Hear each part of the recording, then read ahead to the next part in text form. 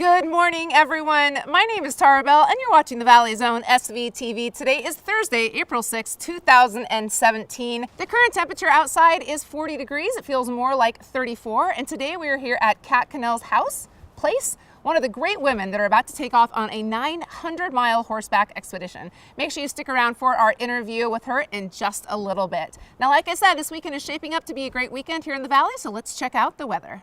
For Thursday today, you can expect a high of 55 degrees and a low of 39, chance of rain showers. And for Friday, heading on into the weekend, a high of 46 with a low of 34.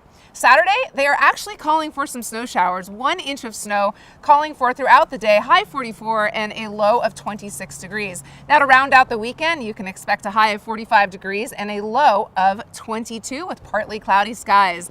Let's talk about what's happening on that big bad mountain. It's unbelievable that it's open at this time of year. Currently, they haven't gotten any new snow over the past 72 hours. At the base of Baldy, there is 41 inches, the top 101 inches, and at the bottom, 318 inches of whopping perfect white snow that has fallen throughout the entire winter. The mountain is still open. It's incredible spring skiing. There are 88 runs open on Baldy, 49 are groomed with 10 lifts running. Please note that Cold Springs is currently closed for the season. Now it is official. The mountain will be open, is open now, and will be closing on April 16th. Now listen to this very carefully. It is then closing for a few days, and there will be a bonus weekend only on April 21st through the 23rd. So remember, it's open for April 16th, closing and then open again on April 21st and 23rd. I'd like to welcome Kat Cannell and Caitlin Spradley to the show. They are unbelievable women that are going on a 900-mile horseback expedition called Ride for Red. Kat, tell me a little bit about how you came up with the concept and exactly what the ride is about. So we were sitting around the dinner table one night drinking wine.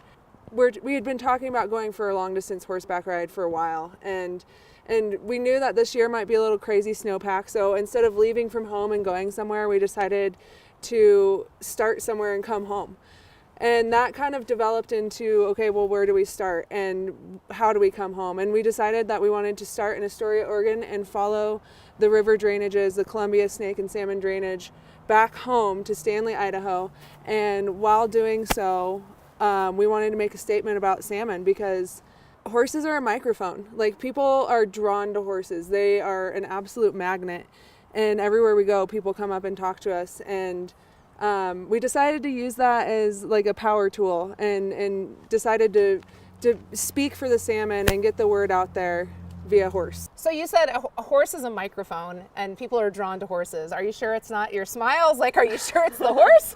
Yes, I'm positive. Okay. Because if I were walking down the street with a backpack on, nobody would come up and say, "Where are you going? What are you doing? Why are you here?" But when you walk through downtown Ketchum or soon to be downtown Portland on a horse, people are going to be like stopped in their tracks. Like, what in the heck are you girls doing? Sure, that's a good point. And you said you're riding home to you call Stanley home. And what about you, Caitlin? Where are you from and what's your background and how do you kind of play a part in all of this? Yeah, I am originally from Texas, so I have no birth ties to Idaho. That's okay. But I'm here now and I love it. I'm really happy to be a resident of the Valley.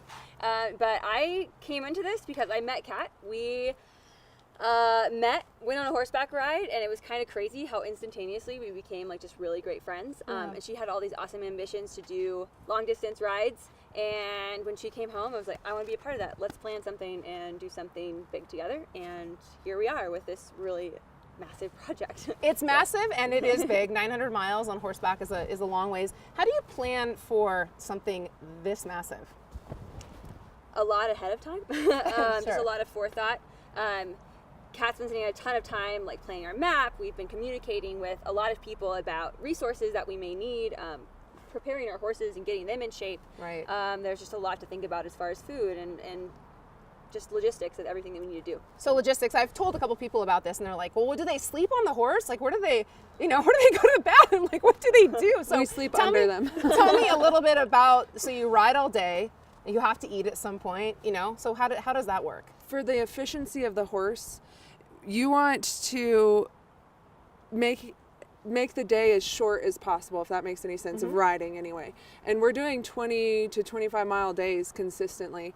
And so how that looks is we wake up pretty early with the sunrise and get them eating and get them fed first thing, and then try to hit the trail by 9 and go 24 miles. And a lot of it's walking and trotting. We have lunch on the back of the horse while we're moving. Like, we don't stop to take a break at all, because it's a break for us if we stop during the middle of the day, but it's not a break for the horse. Sure. So we get to camp as soon as possible, and then once we get to camp, like, first tend to the horses, get them nice and relaxed and resting, because when they're rejuvenating is that moment you get to camp, they're resting and relaxing, and that evening time is really important for their fuel. Yeah, I bet. I can see that for sure. Now, let's talk a little bit about, people are like, how long does this ride take? And funding wise, or how do you pay for something like this? I mean, maybe there's a kid in high school that's watching the show right now. They're like, oh my God, that's amazing. Like, how do you make it happen? How do you fund a project like this? And how long does it actually take to ride a horse 900 miles? Well, to ride a horse 900 miles, we're estimating it's going to take us between 45 and 50 days. That's a complete rough estimate based off of if everything goes perfectly. If we need to make adjustments, we may be slightly faster, we may be a lot slower. Sure. So that's kind of dealing with the time. And then from a funding perspective, the unique part about this specific mission is that we are serving kind of a greater purpose. Yep. In that we want to get a message out about salmon. And because of that, the funding for our project is a kind of a joint mission, in that any funding that comes into us, which is pretty much done through our Ride for Red, www.rideforred.org, we have a GoFundMe on there. Perfect. But it's split between, we're partnered with Idaho Rivers United.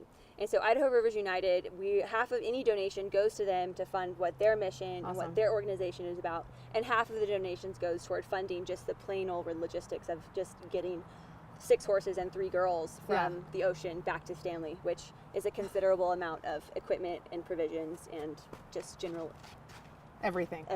Caitlin, can you educate us a little bit about the salmon? A lot of people don't even understand how they even get to redfish. So tell us a little bit about that process and what's been happening over the past couple of years.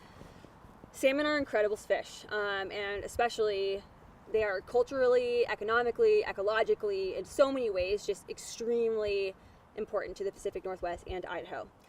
Salmon in themselves are a keystone species, which meaning that they impact, as a food source, they are impactful to 130 different species of animals. And so the reason that salmon are important are for those reasons themselves. What's unique about salmon that come to Redfish Lake, Idaho salmon, is that they travel up 6,500 feet, so they have to gain that in elevation, and they travel inland over 900 miles, which is commonly referred to as like the Olympian of salmon. So they are extremely just amazing athletes. Yeah. And the issue that we're seeing with salmon that's been an ongoing issue is that numbers are increasingly just going down, and that's kind of a contradiction of words, but the numbers are declining every year. And the real reason for this is that we have impacted them as humans.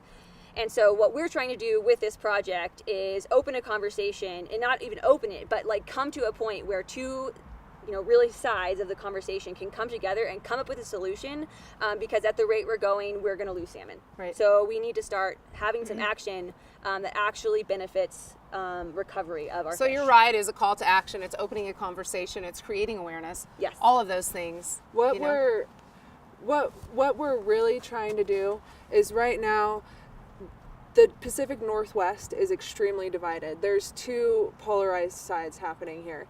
And really it's focused around the dams, like anti-dam, pro-dam, and people are having arguments, and everybody's just completely split forces. Sure. And what we're trying to do as horse girls who appreciate agriculture, appreciate farming, appreciate ranching, and also appreciate the outdoors and the mountains and fishing, we're trying to bridge that gap. We're trying to bring people together, and instead of having these polarized sections of the Northwest on especially the dam topic, we're trying to bring everybody together on one common ground, and that's that we want to save the salmon. Right. And we're not At trying the end to, of the day. At the end of the day, we just want to save some salmon, and that's the beautiful thing is, no matter how polarized these 2 sides have been, everybody has one common goal, and that's they want the best for humanity in the Pacific Northwest, and they want to save our wild salmon.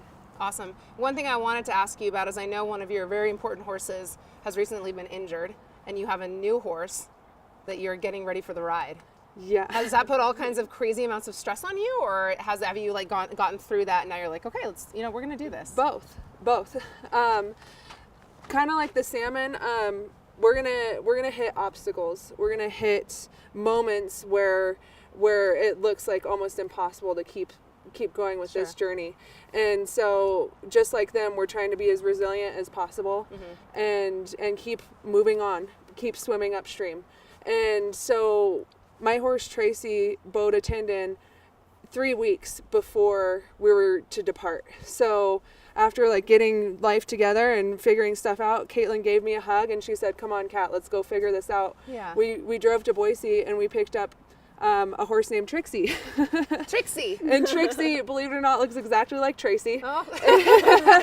And as you can see, she's doing awesome. Yeah. I had the pleasant surprise of discovering today that I'm pretty sure she was pack trained, because this is her first day with a pack saddle on, and she is just like awesome. Old pro. Yeah. So, Awesome. So you guys are leaving April 16th, is that right? So if people at home that are watching right now want to donate some money to your cause, they can get onto your Facebook page, and there's a link to your GoFundMe. Yes. So it's Ride for Red. Ride for Red, red spelt with 2 D's.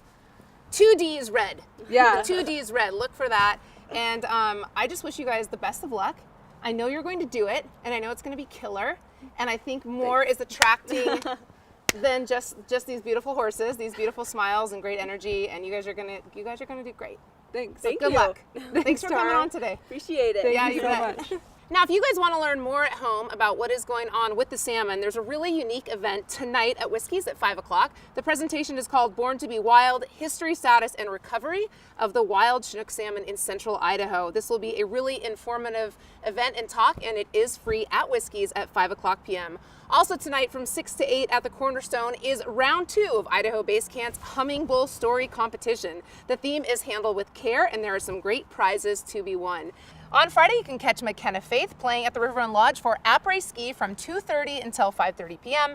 And if you are down south and looking for something fun to do, you can catch Nothing But Heroes at the Silver Dollar Saloon at 9:30. Now on Saturday, you can head on down to the Sawtooth Botanical Gardens from 10 a.m. until 12 p.m.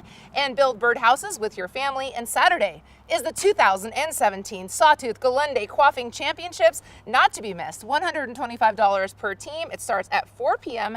at Apple, located at the base of Warm Springs. On Sunday, the Andrew Shepherd Band is playing après at Warm Springs from 2:30 until 5:30 p.m. Always a great place to hang out for some spring skiing. The corn is going off. The temperatures are amazing. The mountain is still open. We are so grateful to the snow gods for this amazing snow year. I'm Tara Bell, and you're watching SVTV. I'll see you guys soon. Make sure you like our page and share with your friends. Have an awesome day.